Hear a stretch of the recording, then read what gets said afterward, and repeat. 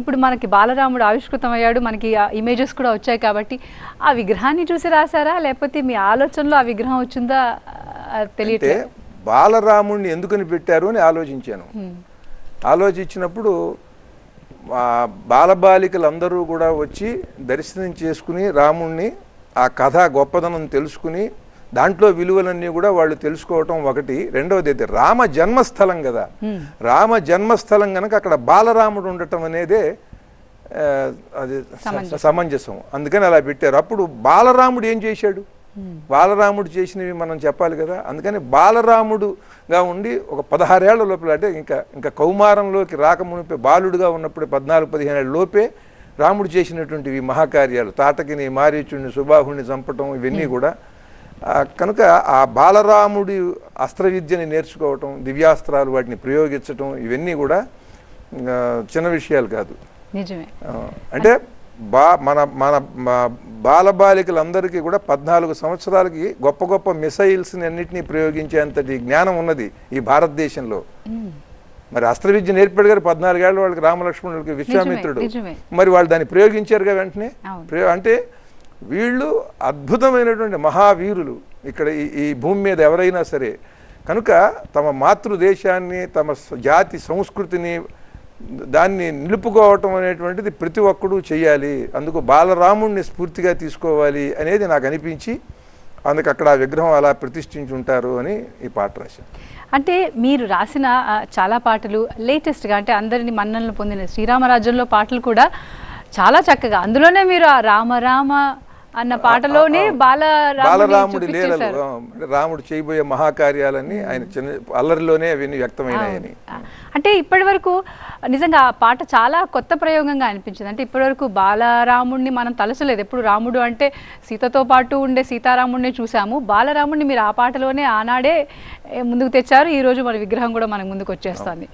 నిజంగా అంటే రాముడు మనకి పాత సినిమాలో ఒక పాట ఉంది, అందాల రాముడు ఎందువలన దేవుడు అనేసి.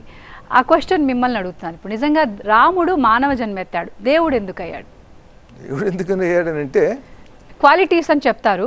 సో మీ వాక్యాల్లో అంటే మీ దీంట్లో చెప్పమని.